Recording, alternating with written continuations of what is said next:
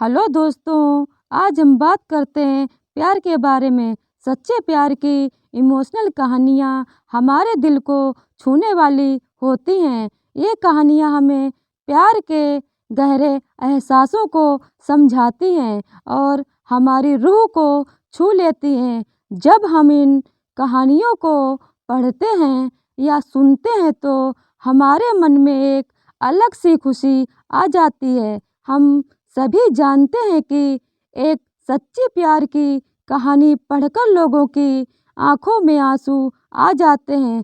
तो चलिए इस लेख के माध्यम से कुछ दिल को छूने वाली प्यार की कहानियाँ या दिल को छूने वाली प्रेम कहानी को पढ़ते हैं। दोस्तों, किसी को प्यार कब हो जाता है पता ही नहीं चलता है।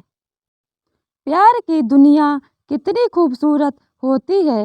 ये कहानी है अभय नाम के एक लड़के की, जो एक लड़की के प्यार के चक्कर में क्या क्या नहीं किया, फिर भी उसकी लव स्टोरी इनकम्प्लीट ही रह गई। आइए अब आपको अभय की लव स्टोरी से रूबरू करवाते हैं।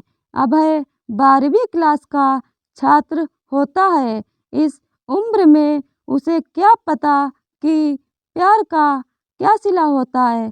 वह एक लड़की को मन ही मन चाहने लगा था और इस बात का एहसास उसे धीरे धीरे होने लगा था। समय बीतता रहा और अभय अब कॉलेज में आ गया था। एक दिन अभय अपने कॉलेज जा रहा था, तभी उसकी नज़र लड़की की नज़रों से टकराती है, जिसे देखने के बाद वह देखता ही रह गया और वह लड़की उसे कोई भाव नहीं दे रही थी। फिर भी अभय रोज उसके पीछे पीछे घर तक जाता था, लेकिन लड़की का दिल पिघल ही नहीं रहा था। अभय उसको देखने के लिए उसके कॉलेज के गेट के सामने डेली खड़ा हो जाता था।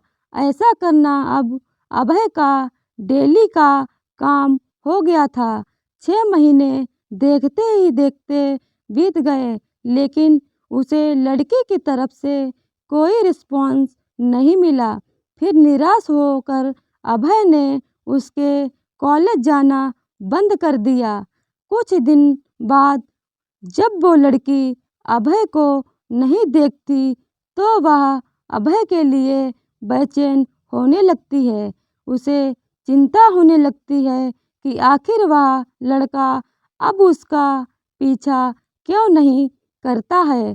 तभी कुछ दिनों बाद अभय उसे दिखता है तो वह उससे पूछती है, अब तुम मुझे देखने के लिए मेरे कॉलेज क्यों नहीं आते हो। तो अभय ने उससे कहा, इतने दिन से आपके चक्कर में आपके आगे पीछे घूमता रहता हूँ, लेकिन आपके तरफ से कोई रिस्पॉन्स नहीं मिला। यहाँ तक कि आप मुझे देखना भी पसंद नहीं करती हो। तभी से तुम्हारे कॉलेज जाना भी छोड़ दिया। उस लड़की ने उससे कहा कि मैं इतने दिनों से तुम्हारी परीक्षा ले रही थी। मैं ये देखना चाहती थी कि तुम मुझे कितने दिनों तक फॉलो करते हो।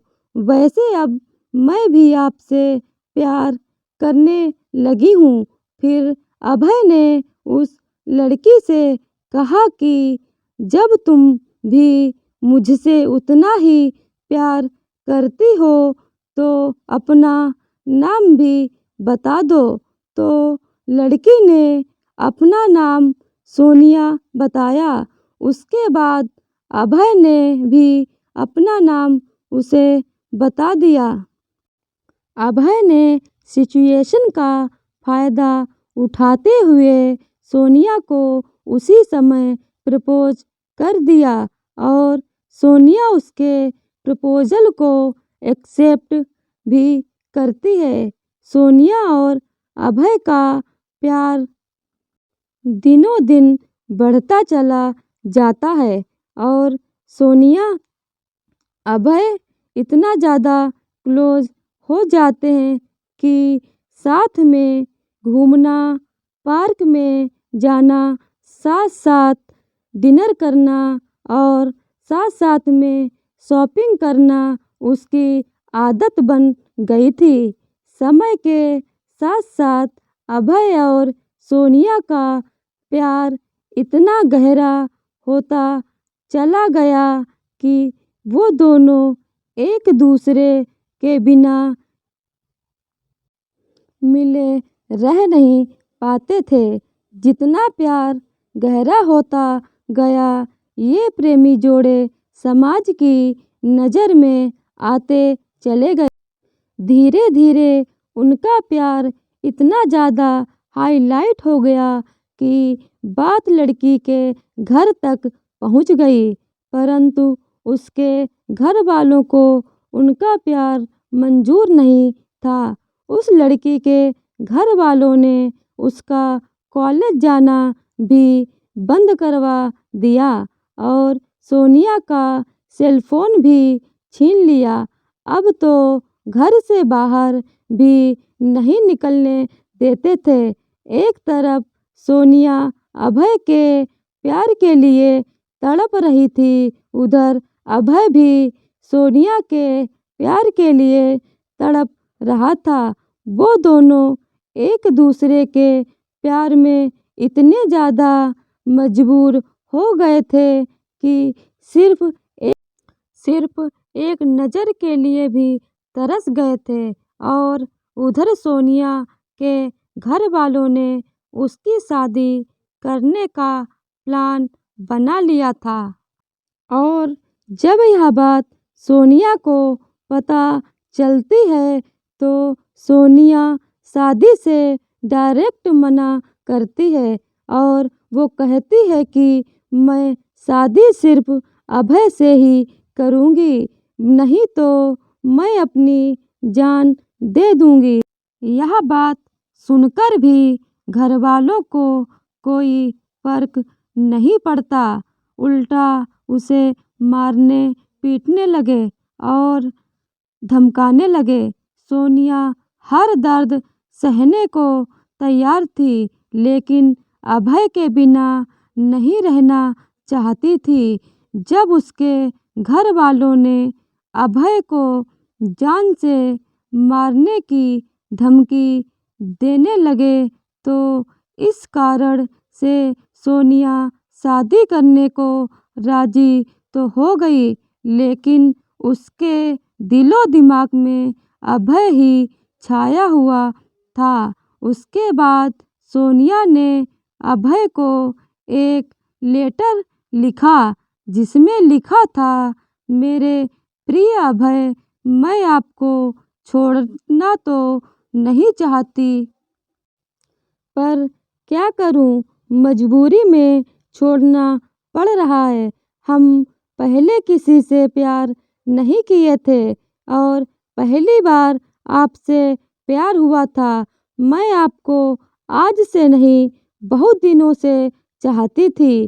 कॉलेज तो एक बहाना था, मैं तो सिर्फ आपको देखने के लिए आती थी। मैं आपको धोखा नहीं दे रही हूँ, मेरी मजबूरी है।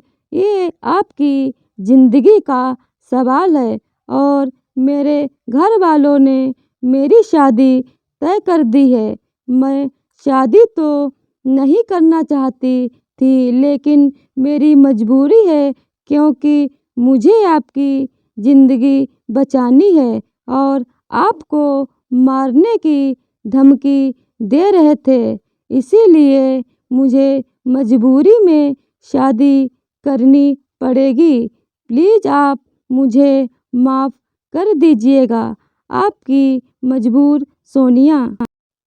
उसके बाद अभय भी सोनिया के लिए एक लेटर लिखता है और कहता है, मेरी प्रिय सोनिया, मैं तुम्हें कल भी बेइंतहा मोहब्बत करता था, आज भी तुम्हें बेइंतहा मोहब्बत करता हूँ। मैं तुम्हारे प्यार के लिए कुछ भी कर जाऊँगा। अगर आप नहीं तो यह ज़िंदगी किस काम की होगी। हम दोनों ने एक साथ जीने मरने की कस्में खाई थीं। तुम ऐसे ही मेरा साथ छोड़कर चली जाओगी। तुमने एक बार भी नहीं सोचा कि तुम्हारे सिवा मेरी ज़िंदगी में कोई भी नहीं है।